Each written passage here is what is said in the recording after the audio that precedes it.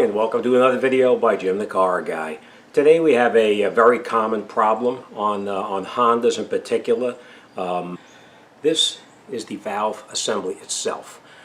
This is the pressure switch right here, and this is the solenoid right there. But like I said, we are going to change the complete assembly. So it comes with a new gasket in here already.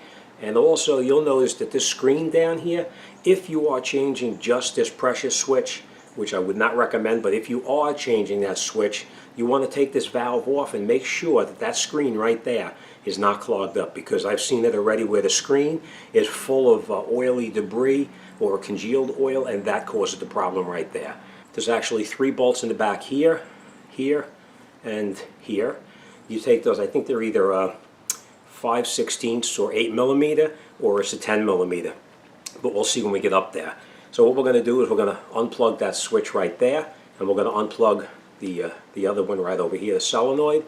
We're going to take those 2 plugs out, relocate them out of the way, and then we're going to unscrew it and take this valve out. So let's get up front and let's continue. Okay.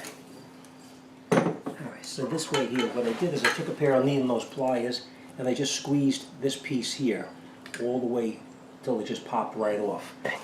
You see this little clip right here? I don't know if you can see that.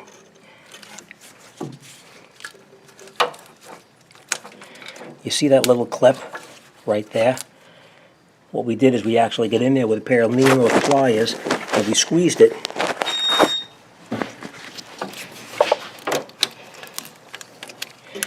We squeezed, I hope you can see that better. We squeezed this clip together to get it to pop out of that valve, because we want to put that back in there later on without breaking it, because we don't want it accidentally touching anything down there.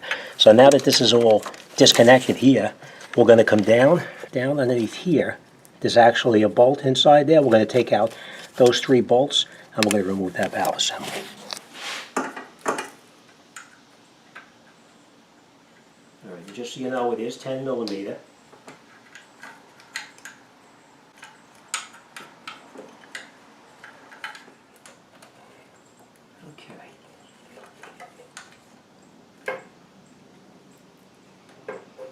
I will tell you, those 10mm were very tight. Now, one thing I'm going to do, which I usually don't do, but I'm going to show you why.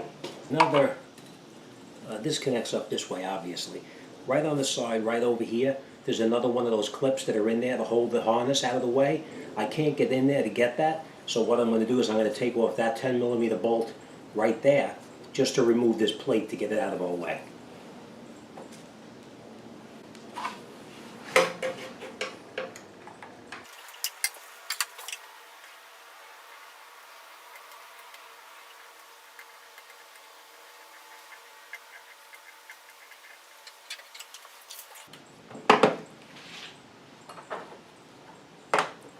Alright, now I'm going to take out those, I loosened that bolt. Now I'm going to take out those 3 10mm that I just previously loosened up already.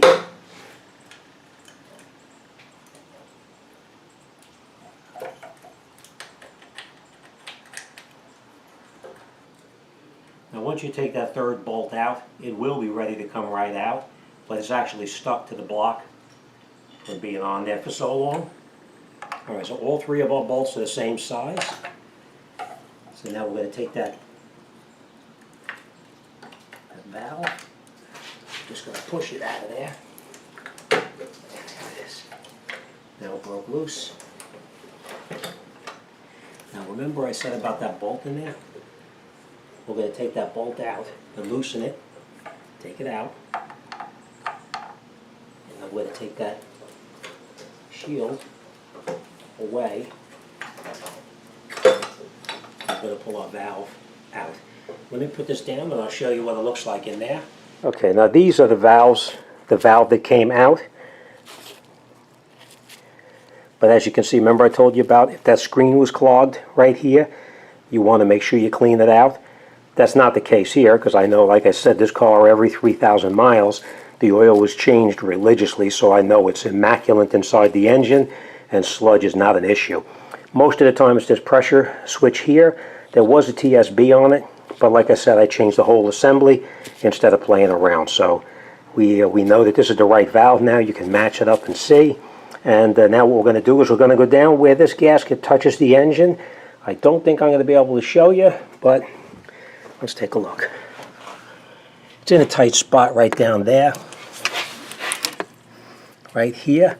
We're going to go in there, we're going to clean up all that oily residue and any kind of foreign matter that might be there. So let me clean that up, and then we'll come back.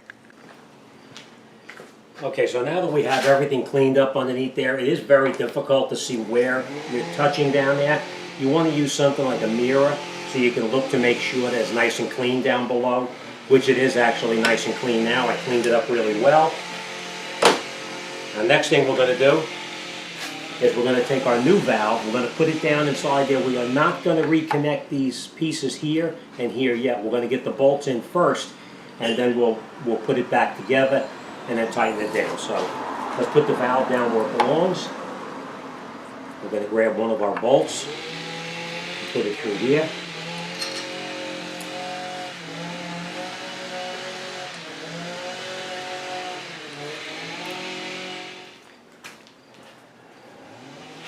Okay, now we got the valve. I will tell you this, you do need to use the mirror so that you can see down there. It's very difficult to go by feel because it is tight down there. But with the mirror, you can make it a little bit easier for yourself. Alright, so let's catch the rest of our bolts. Now you want to catch all the bolts in there before you tighten up anything. So make sure all three of them are caught and snug down before you go any further and tighten up anything. So let's screw these all the way down by hand.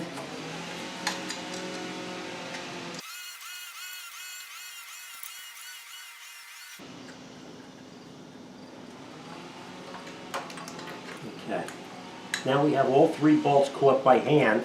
Make sure that your wiring harness is out of the way and not pinched below.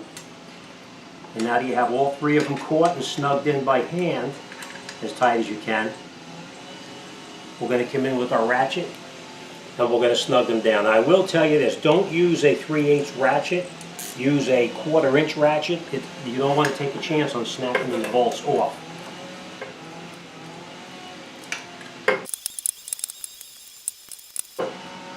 I always go around the bolts at least 2 or 3 times just to make sure that they're down and snug.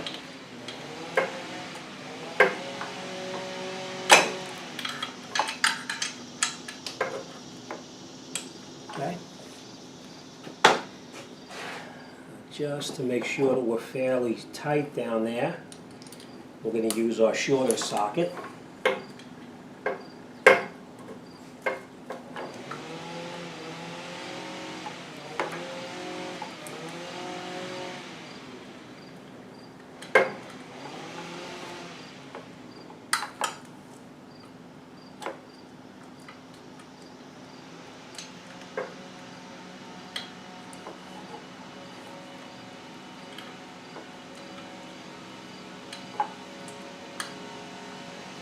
Okay, so now all three bolts are tight. Next thing we're going to do now is we're going to bring our harness back over to where it belongs. We're going to push those little clips into the holes that hold it out of the way. Now we're going to reconnect our solenoid, and you listen for that clicking noise. The click is actually the lock tab popping back down. You want to make sure that your lock tabs snap in.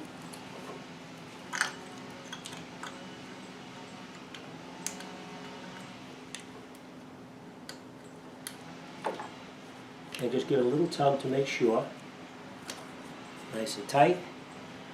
Okay, we're going to get our equipment out of the way. Now, remember that little bolt that you took out, that 10 millimeter? We don't need this because it was part of the old valve assembly. So we're going to put it off to the side. And you know what? Let's leave everything right here. We are going to start this up, and of course we're going to make sure that we have no leaks whatsoever. So get all of our tools out of the area.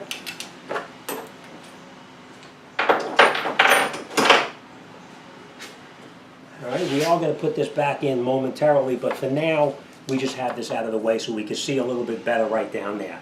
All right, like I said, make sure your oil level is full, and now we're going to start it up.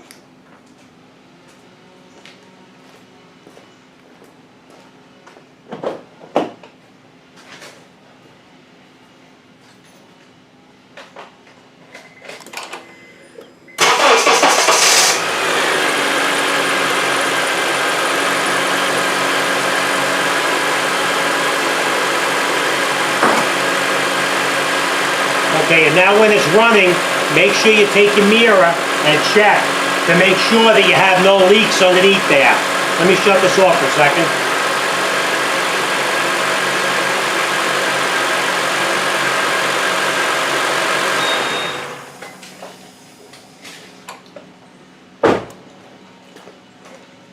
Okay, that's better. Okay, now, like I said, make sure you would take your mirror and go down and look around and make sure that you've got no oil leaks coming out whatsoever. It's got to be bone dry, no leaks at all. So let's take a look and make sure.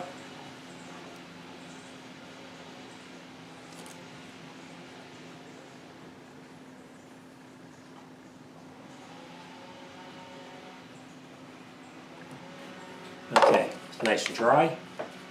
So let's get our tools out of the way. Okay, now that we're sure that there's no leaks underneath there, we're going to take our power steering hose and we're going to put it back on.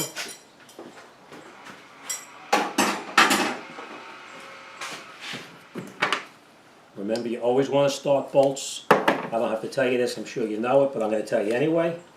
Make sure you always start your bolts by hand. Never use a ratchet on it, because you know on a ratchet you can cross thread it and not even realize it. So we're going to start it by hand. And then once we have it started by hand, then of course we can come in there with our ratchet and tighten it up.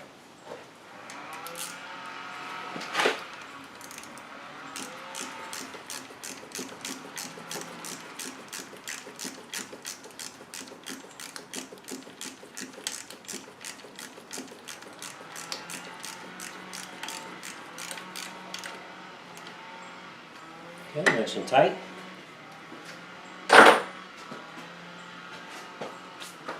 Okay, let me bring it in there. Okay, so let me just go through this with you one more time down here. Hopefully you can see that. Let's get another light.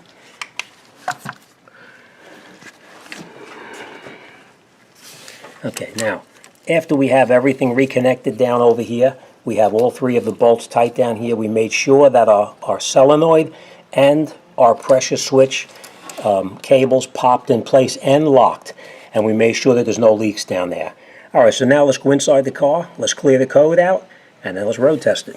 Alright, we're on the highway. Let's make sure it's okay now.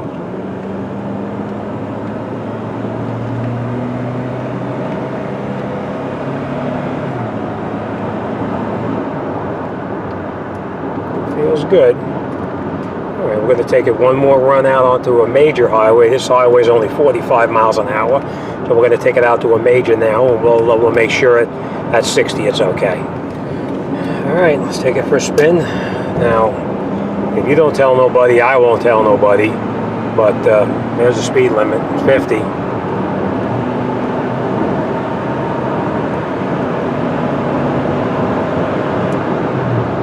Absolutely perfect.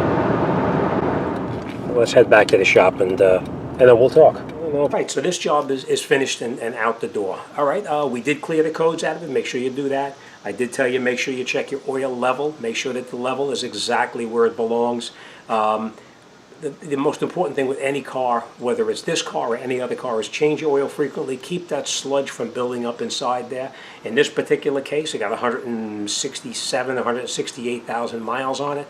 So, you know, it does have time going against it. And as soon as I drove this car, I knew right away what it was because of that bucking feeling that you're getting, especially at high speeds. When you try to accelerate, it'll surge and drop back, surge and drop back. It feels like really like a bad misfire.